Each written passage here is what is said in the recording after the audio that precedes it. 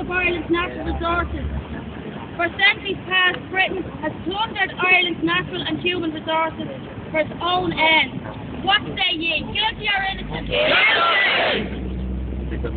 Ireland began rewriting amongst the cost of native state eggs. First subject to Warren Timmy, Don Earl. Execution of 1916 leaders. A clear war crime in the form of the summary execution of unarmed prisoners. In the process, robbing Ireland of some of the greatest minds of a generation.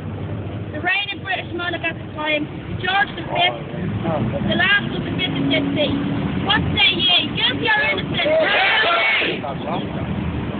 Ear Fianna on the way of getting to Brexit. Attempted eradication of the Irish language. Understanding the importance of language and culture. Death of the British monarch. And government consistently and systematically attempted to eradicate the Irish language from the face of the earth. Posting you, Julian Stock Nebraska, Ahandis Ahoy, the Wales the Shea Bunday, and Southborough Gossip. To this day, in the occupied 6 counties, the British state, under the reign of Elizabeth Windsor, continues to discriminate against the Irish language and those who wish to use it. What say ye? Guilty or innocent?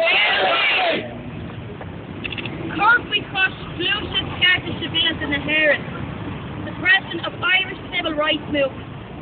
In the mid-1960s, having suffered endemic discrimination from the time of partition, the nationalist people in the occupied 6 counties set about developing a civil rights movement. The British state, with Elizabeth Windsor on the throne, ensured that it was mercifully crushed. What say ye? Guilty or innocent? Down at Nafulla, Balliaclea of Estera, Bloody Sunday, Dublin and Derry. On 2 Sundays, in 2 Irish cities separated by 51 years, the British military ruthlessly slaughtered unarmed civilians.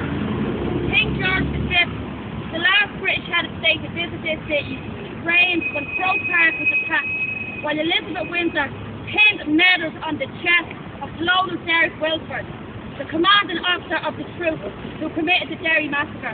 What say ye? Guilty or innocent? Fumal Balliaclea of the Greenafon, Dublin and Monaghan bombings.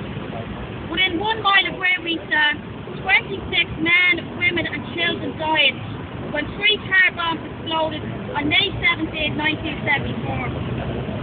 A further 7 people died when a 4th car bomb detonated in Monaghan town.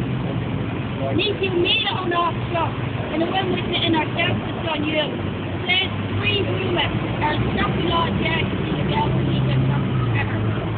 all 43 victims died at the hands of a unionist murder gang that was under direct control of the British state.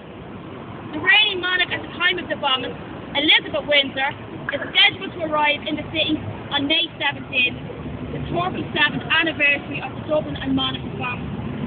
What say ye? Guilty or innocent?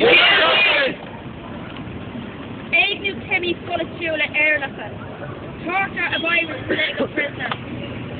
For hundreds of years, the British state have sought to portray the Irish struggle for freedom as nothing more than a criminal conspiracy. As a consequence, the prisons have often become battlegrounds for torture, degradation and humiliation being the weapons of choice of the British state. During the reign of Elizabeth Windsor, the conflict within the H Block saw hundreds of Republican prisoners suffer unspeakable abuse at the hands of the British state, culminating in the death of 10 brave hunger strikers. To this day, the British state refused to extend political status to Republican prisoners being held in McGarvey. What say ye? Guilty or innocent?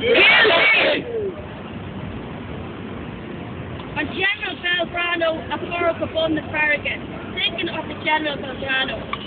The liberation of the Malvinas Islands by Argentina in 1982 gave British Prime Minister Margaret Thatcher the eternal enemy she needed to celebrate her flag in the small. She carefully organised the sinking of the General Belgrano at the celebration of the 323 soldiers at the bottom of the